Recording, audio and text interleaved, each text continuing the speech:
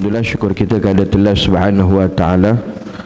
Kita mulai membaca kitab 40 hadis peristiwa akhir zaman yang merupakan sebagai tanda-tanda kiamat yang semakin hampir, karangan Syekh Fahmi Zamzam rahimahullahu taala.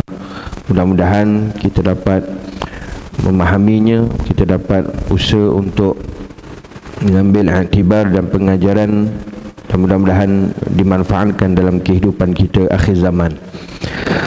Qala Syekh Musannif rahimahullahu taala wa nafa'ana wa iyyakum bi'ulumihi fid darain amin ya rabbal alamin.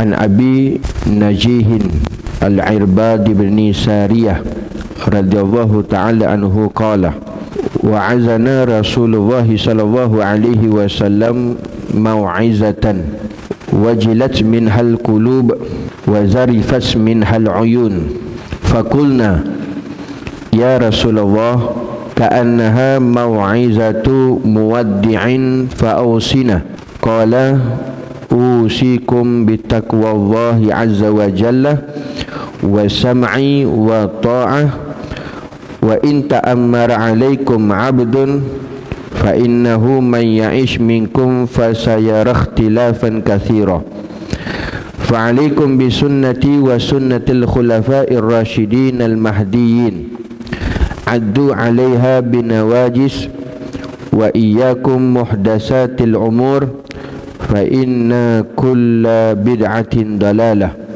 Rawahu Abu Daud At-Tirmizi wa qala hadis hasan sahih.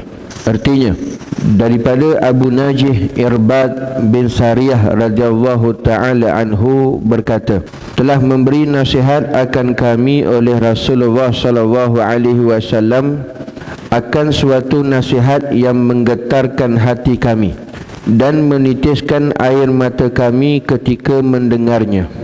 Lalu kami berkata, ya Rasulullah, seolah-olah ini adalah nasihat yang terakhir sekali bagi kami, maka berilah pesanan kepada kami. Lalu baginda sallallahu alaihi wasallam bersabda, aku bernasihat kepada kamu supaya sentiasa bertakwa kepada Allah dan mendengar serta taat, yakni kepada pemimpin kamu, sekalipun yang memimpin kamu itu hanya seorang hamba. Sesungguhnya barang siapa yang panjang umurnya dari kalangan kamu, pasti ia akan melihat perselisihan yang banyak. Maka hendaklah kamu berpegang teguh dengan sunnahku dan sunnah para khulafa ar-rasyidin al-mahdiyyin, yakni khalifah-khalifah yang mengetahui kebenaran dan dapat hidayah ke jalan yang benar. Dan gigitlah sunnah-sunnah itu dengan geraham, dan jauhilah perkara-perkara yang baru, yakni bid'ah yang diada-adakan, kerana sesungguhnya tiap-tiap bid'ah itu adalah sesat. Hadis riwayat Abu Daud dan Tirmizi. Tuan-tuan muslimin hadirin yang dirahmati Allah, hadis ini merupakan hadis yang pertama daripada kitab 40 hadis yang membicarakan peristiwa akhir zaman, yang mana hadis ini dijelaskan kepada kita berkenaan tentang takwa dan juga perpaduan, yang mana takwa dan perpaduan ini adalah asas keselamatan di akhir zaman. Bagaimana nanti yang disebutkan oleh Rasulullah, apa peristiwa yang bakal dan akan berlaku di akhir zaman nanti, dan bagaimana Rasulullah sallallahu alaihi wasallam memberikan jalan keluar bagi nak menghadapi peristiwa tersebut. Maka sebab itu hadis ini mengandungi pesanan wasiat yang sangat berharga dari Rasulullah sallallahu alaihi wasallam bagi umatnya. Kerana Rasulullah SAW dah tak ada dah. Rasulullah sallallahu alaihi wasallam sudah meninggalkan kita lama dah. Lebih kurang 1400 tahun yang lalu kita ditinggalkan oleh junjungan besar Nabi kita, Nabi Muhammad sallallahu alaihi wasallam.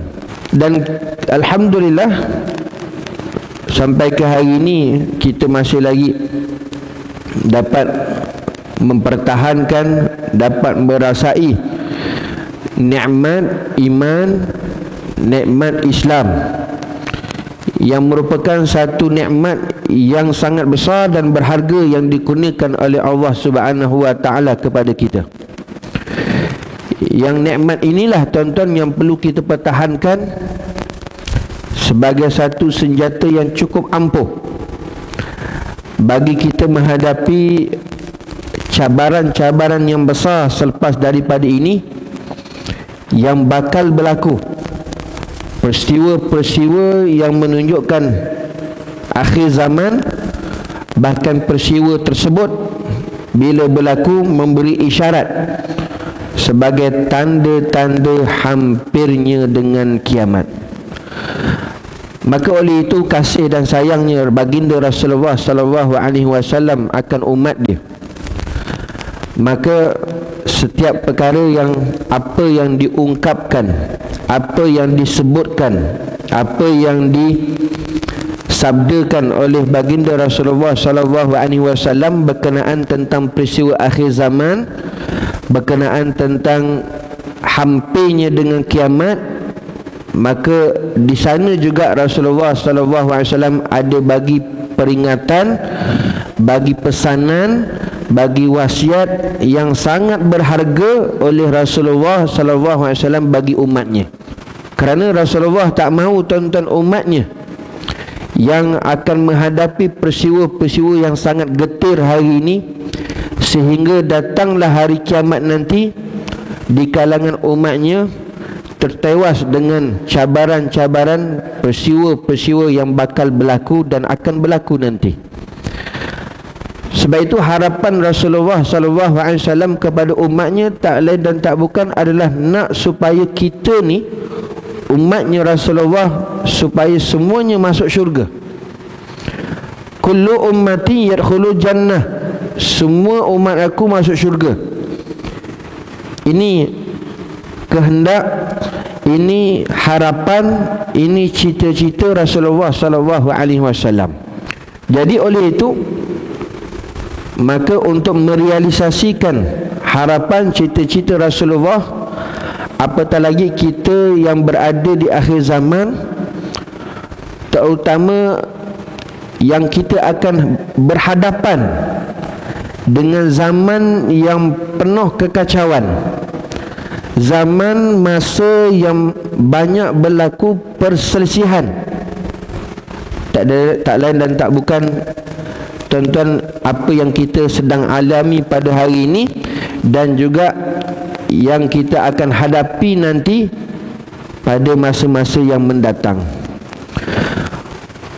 Oleh itu, siapa yang mahu selamat, maka hendaklah dia ikut ajaran yang telah dibawa oleh Rasulullah sallallahu alaihi wasallam seperti yang tersebut dalam hadis ini.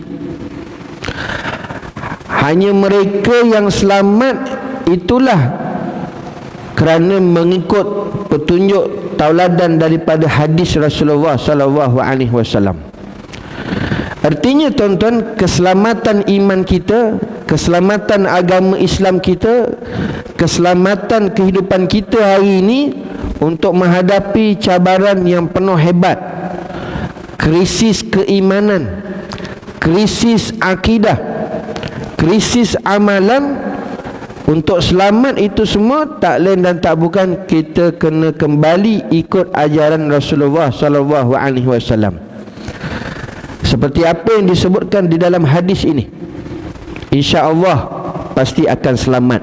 Pertama, bagaimana untuk kita selamat dalam menghadapi zaman yang penuh kekacauan, zaman yang penuh banyak berlaku perselisihan ini? Yang pertama, Rasulullah bagi pesanan yang amat penting, amat berharga sebagai panduan kita dalam kehidupan akhir zaman hari ini. Tak lain dan tak bukan, yang pertama, hendaklah sentiasa bertakwa kepada Allah Ta'ala. dalam segala keadaan sekalipun, dengan kita menjunjung segala perintah Allah Ta'ala dan menjauhi segala larangan Allah.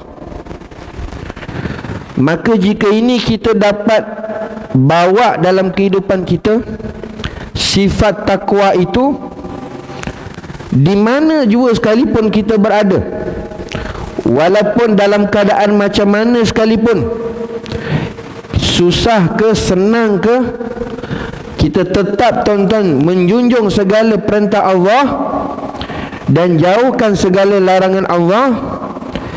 Kita bawa bekalan takwa dalam kehidupan kita, insya-Allah tuan-tuan, kita akan selamat. Pasti kita akan selamat dalam kita menghadapi zaman-zaman yang sangat getir ini. Zaman yang penuh kekacauan, perselihan di mana-mana berlaku tuan-tuan. Ini menunjukkan bagaimana Rasulullah SAW kasih dan sayang kepada kita supaya kita selamat tuan-tuan dalam menghadapi peristiwa yang sangat penting. Yang pertama apa dia? Takwa. Kalau ini dapat diwujudkan, dapat dipupuk dan dapat dizahirkan sifat takwa dalam hati orang Islam, umat akhir zaman hari ini insya-Allah selamat tuan-tuan. Dia berada di mana sekalipun, hal keadaan dia macam mana sekalipun, bila dia ada sifat takwa, maka dia akan selamat dalam menghadapi zaman fitnah, zaman kekacauan hari ini. Maka sebab itu nak dapatkan takwa ini bukan perkara yang mudah, perkara yang sangat susah tuan-tuan untuk mendapatkan takwa. Apa itu takwa? Takwa itu buat apa yang Allah Ta'ala suruh, tinggalkan apa yang Allah Ta'ala larang. Itu takwa. Senang, mudah, simple, tapi tuan-tuan susah untuk dapat, susah untuk diamalkan. Apatah lagi akhir zaman hari ini banyak cabarannya. Tapi inilah merupakan pesanan, bekalan yang amat berharga oleh Rasulullah bagi umatnya. Kalau siapa nak selamat tuan-tuan apabila kita berada di akhir zaman hari ini.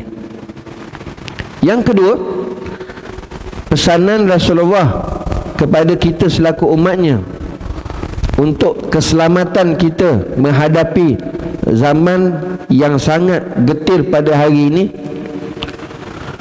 iaitu mematuhi arahan pihak yang menguruskan hal-hal yang berkaitan dengan orang Islam, walaupun seandainya mereka terdiri dari golongan hamba, selama mereka berpegang teguh kepada dengan Al-Quran dan sunnah Nabi SAW, yakni hadis, dan juga sunnah-sunnah para khulafa ar-rasyidin. Kerana patuh kepada pemerintah, pemimpin yang mempunyai sifat-sifat seperti itu, bererti patuh juga kepada Al-Quran dan hadis Rasulullah SAW. Perkara yang kedua tuan-tuan, untuk keselamatan kita menghadapi zaman yang sangat getir, peristiwa akhir zaman yang hampirnya dengan kiamat ini, untuk keselamatan iman dan akidah kita, siapa jua sekalipun pemimpin, ketua yang menguruskan hal-hal yang berkaitan tentang orang Islam, yang mana kalau sekiranya pemimpin ketua tersebut, imam tersebut, walaupun dia seorang hamba sekalipun, tetapi selama mana dia itu berpegang dari segi urusan kehidupan dia, urusan kepimpinan dia, dia tetap berpegang kepada Al-Quran, hadis Rasulullah SAW, dan juga sunnah-sunnah para khulafa ar-rasyidin, yakni di kalangan sahabat yang empat: Sayyidina Abu Bakar radhiyallahu ta'ala anhu, Sayyidina Umar radhiyallahu ta'ala anhu, Sayyidina Ali, Sayyidina Osman radhiyallahu ta'ala anhu, dan juga Sayyidina Ali karamallahu wajhah. Selagi mana mereka ini menjadikan sumber dia dalam urusan kepimpinan dia, dalam urusan kehidupan dia, walaupun ketuanya, pemimpinnya seorang hamba, hendaklah kita taat. Ini pesan Rasulullah, ini wasiat Rasulullah. Tapi sebaliknya, bila mana umat akhir zaman hari ini dia membelakangi pesanan Rasulullah, dia tak ikut ajaran Rasulullah yang ditunjukkan oleh Rasulullah dalam hadis ini, maka itulah yang kita lihat tuan-tuan, berlaku demi hari perselisihan. Perselisihan makin besar, makin besar, makin besar, makin membara lagi tuan-tuan, sehingga kan kalau kita lihat kemungkinan kalau orang yang terlibat dalam isu masalah ini tuan-tuan, pasti tidak akan mudah untuk selamat. Sama ada selamat dari segi akidahnya, imannya, begitu juga dengan amalnya. Kerana apa? Kerana taat kepada ketua, kepada imam ini tuan-tuan sangat penting. Kita ambil cukup mudah saja, dalam keluarga pasti ada ketua, pasti ada pemimpin, pasti ada imam. Dalam keluarga siapa dia? Suami, bapa, itu sebagai ketua, imam dalam keluarga. Kalau segala isi dalam rumah tersebut, anak-anak, isteri dan sebagainya, dia tidak walak, dia tak taat kepada suami dia, dia tak taat kepada bapa dia, yang mana bapanya orang yang saleh, bapanya tetap mengamalkan apa yang Rasulullah sebut dalam hadis, berpegang kepada Al-Quran, maka dia tidak taat, maka sudah tentu tuan-tuan, apa akan jadi? Keluarga tersebut akan berlaku banyak perselisihan, akan banyak berlaku pergaduhan, maka kacau bilau tuan-tuan, boleh hancur rumah tangga tersebut, lantaran sebab hilangnya sifat taat. Sebab itu dalam Rasulullah SAW ajarkan kepada kita, sami'na wa ata'na. Ini pesan Rasulullah tuan-tuan. Kita ni kena banyak dengar dan banyak taat. Tetapi umat akhir zaman dia terbalik. Dia sami'na wa asaina. Dia banyak dengar tapi banyak engkar, banyak melawan. Apa puncanya yang berlaku tuan-tuan? Kerana bila umat akhir zaman sudah masuk dalam hatinya dunia, pangkat, jawatan, makhluk, dihasuti oleh syaitan, dikawal oleh nafsu, maka dia rasa dialah yang betul, dialah yang terbaik, dialah yang mulia, dialah yang bagus, orang lain semua tak bagus, tak hebat, hina. Maka ini yang berlaku tuan-tuan, hilang sifat taat. Bila hilang sifat taat, maka pasti akan terus dan terus tuan-tuan akan berlaku kekacauan, perselisihan, perpecahan, seperti mana apa yang telah berlaku dan akan berlaku nanti pada masa yang akan datang. Maka sebab itu tuan-tuan, ini pesan Rasulullah yang kedua, untuk keselamatan kita dunia akhirat, untuk keselamatan kita berada di akhir zaman dalam menghadapi peristiwa yang sangat getir, yang hampir dengan kiamat ini, iaitu taat kepada pemimpin, ketua, selagi mana berpegang kepada sumber-sumber hukum Islam, Al-Quran, hadis, ijma' ulama, dan juga pandangan-pandangan sunnah-sunnah para khulafa ar-rasyidin. Dan yang ketiga, pesanan Rasulullah SAW yang amat berharga untuk keselamatan kita tuan-tuan berada di akhir zaman, tak lain dan tak bukan, berpeganglah teguh kepada sunnah Nabi SAW, dan juga berpegang teguhlah kepada sunnah-sunnah khulafa ar-rasyidin al-mahdiyin. Khalifah yang empat ni tuan-tuan disebut, dipanggil sebagai khalifah ar-rasyidin al-mahdiyin. Rasyidin ni iaitu khalifah yang diberikan petunjuk, yang cerdik, yang pintar, yang pandai, bahkan yang diberikan petunjuk oleh Allah Subhanahu wa taala. Sebab itu apa yang dilakukan oleh Sayyidina Abu Bakar radhiyallahu taala anhu, apa yang dilakukan oleh Sayyidina Umar radhiyallahu taala anhu, apa yang dilakukan oleh Sayyidina Utsman radhiyallahu taala anhu, apa yang dilakukan oleh Sayyidina Ali radhiyallahu taala anhu, mereka itu semua, tuan-tuan, adalah khalifah yang mendapat petunjuk daripada Allah. Artinya itu pun dikira sebagai sunnah-sunnah untuk diteladani, sunnah-sunnah yang patut dipegang dan diikut kita umat akhir zaman, kerana mereka itulah khalifah yang diberikan petunjuk oleh Allah, yang mana mereka itu juga merupakan sahabat yang besar, yang mana bila kita ikut sahabat, dia tidak akan sesat juga selama-lamanya. Sebab ini pesan Rasulullah, sehingga Rasulullah pernah menyatakan, jadikan juga sahabat yang 4 ini sebagai khalifah ar-rasyidin, sebagai panutan kita, tuan-tuan. Sunnah yang perlu diikut juga dan diamalkan kepada kita akhir zaman. Alaikum bi sunnati wa sunnatil khulafa ar-rasyidin al-mahdiyyin. Rasulullah kata, ikutlah sunnah aku dan sunnah-sunnah khalifah aku yang 4 tu, sunnah-sunnah khalifah ar-rasyidin al-mahdiyyin. Kerana mereka ini mendapat petunjuk daripada Allah, iaitu berpegang teguh kepada akidah dan amalan ahli sunnah wal jamaah, yang mana hanya penganut fahaman ini sahaja yang mendapat jaminan keselamatan daripada api neraka dan yang akan beruntung mendapat syurga nanti, tuan-tuan, insya-Allah di hari kiamat kelak.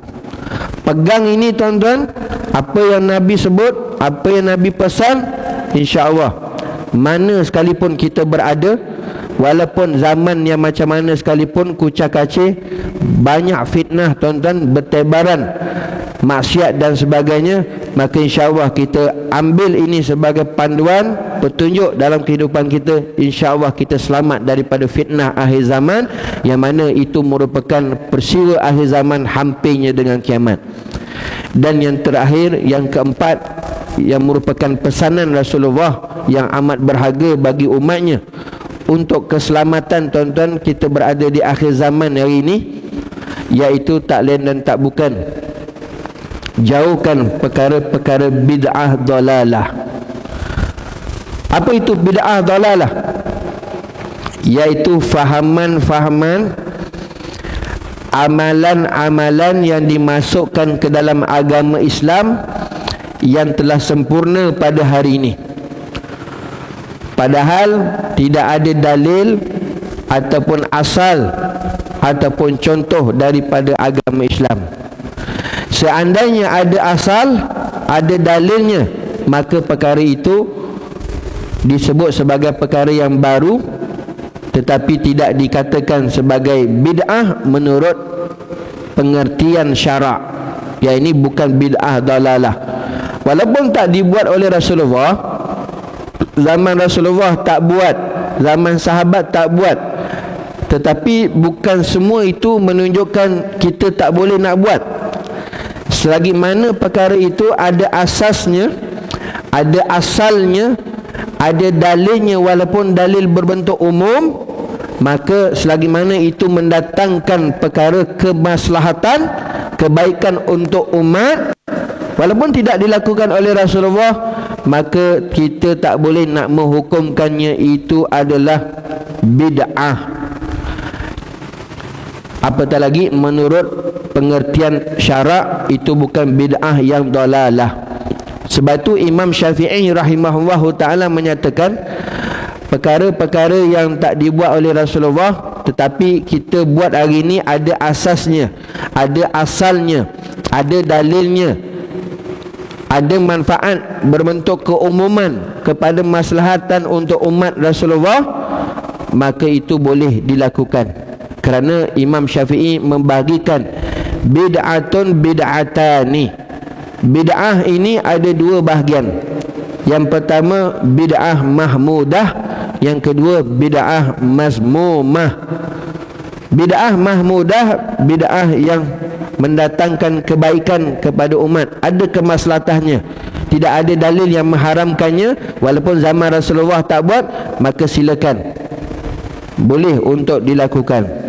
Yang kedua bid'ah dalalah, bid'ah yang sesat, yang tiada asasnya, yang tiada asalnya, yang tiada dalilnya, bahkan dia tidak mendatangkan manfaat, bahkan mudarat, maka itu perlu ditinggalkan.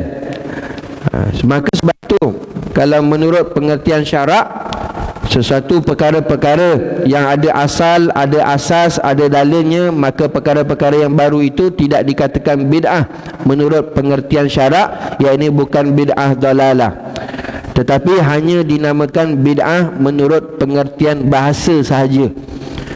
Bahasa sahaja tuan-tuan, iaitu disebut sebagai, dinamakan bid'ah hasanah. Banyak hari ini kalau kita lihat, perkara itu tak dibuat oleh Rasulullah, tak dilakukan oleh para sahabat. Jangan bermudah-mudah kita tinggalkan ataupun kita menolak, apatah lagi mengungkapkan, menuduh perkara tersebut adalah bid'ah sesat. Ini jangan tuan-tuan. Kita perlu memahami tentang masalah bid'ah. Dan bid'ah ini bukan hukum. Bid'ah bukan hukum. Bid'ah ini adalah bukan hukum. Yang hukum itu yang ada 5 saja: wajib, sunat, haram, makruh, harus.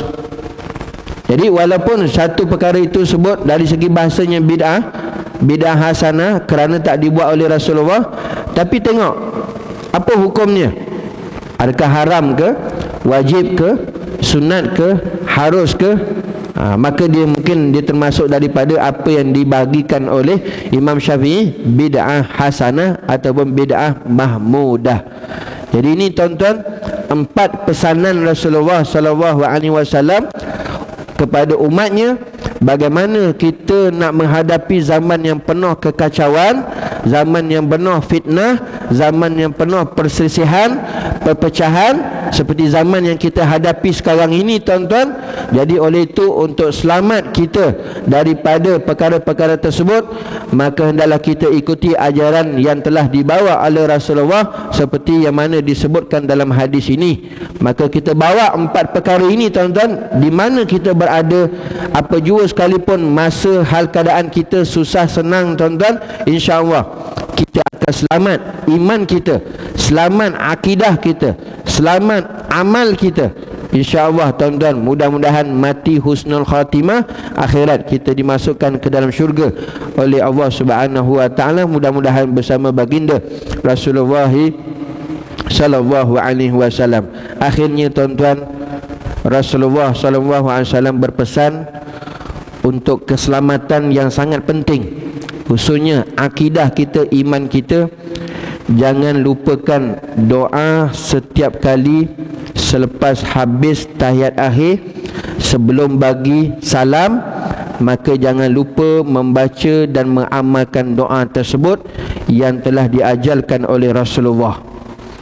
Allahumma inni a'udzubika min azabil qabri wa azabi jahannam, wa a'udzubika min fitnatil mahya wal mamat, wa a'udzubika min fitnatil masihid dajjal.